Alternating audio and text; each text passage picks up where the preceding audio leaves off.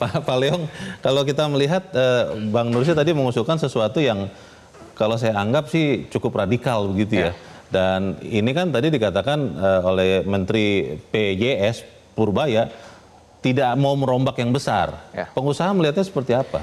Ya, tentu setiap anggaran negara harus tetap tepat sasaran dan produktif. Dan tentunya kami melihat MBG ini kalau dikelola dengan baik nantinya akan mendorong juga pertumbuhan ekonomi yang ditargetkan. Hari ini kalau yang mengerjakannya UMKM di sekian daerah itu kan? Ya, ini yang memang kita harus sama-sama assess, sama-sama monitoring. Artinya saya yakin juga pemerintah ini tidak akan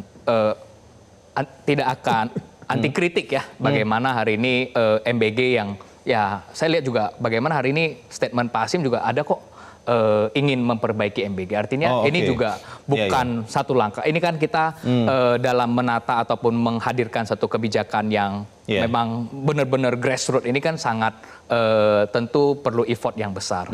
Hari ini kita lihat bagaimana Kopdes Merah Putih. Ya tentunya jangan sampai jangan sampai kredit ataupun kucuran dana itu tidak tepat sasaran. Hari ini harus kita pikirkan bagaimana pengurus koperasi punya sense of entrepreneurship. Jangan sampai dikelola oleh orang-orang yang tidak capable.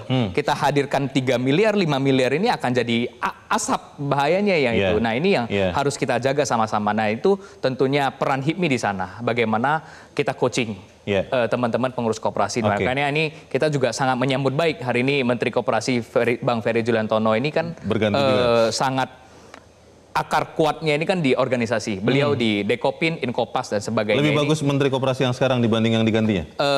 Ya tentu pilihan Pak Presiden ini pasti pengusaha melihatnya dong? Saya melihat bahwa rekam jejak dari Bang Ferry yang berasal dari aktivis dan ini beliau juga punya rekam jejak yang cukup baik pada saat sebelumnya menjadi pengusaha dan di organisasi, artinya ini menjadi bekal yang kuat. Dan saya beberapa kali diskusi terkait bagaimana transformasi koperasi digital itu memang menjadi salah satu yang beliau dorong dan ini menjadi ya akan lebih maksimal beliau jadi menteri.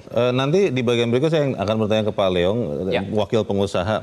Yang tadi diusulkan atau disampaikan Pak Joshua, ketika agresivitas itu masih tetap dijaga disiplin.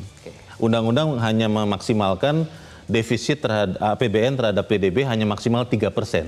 Kalau misalnya istilah itu dipentokin, tapi bisa mendorong ekonomi bisa sampai let's say 6%, apakah pengusaha mendukung itu? Tapi kita harus jeda dahulu, Bapak-Bapak dan pemirsa tetap bersama kami. Top Ekonomi segera kembali.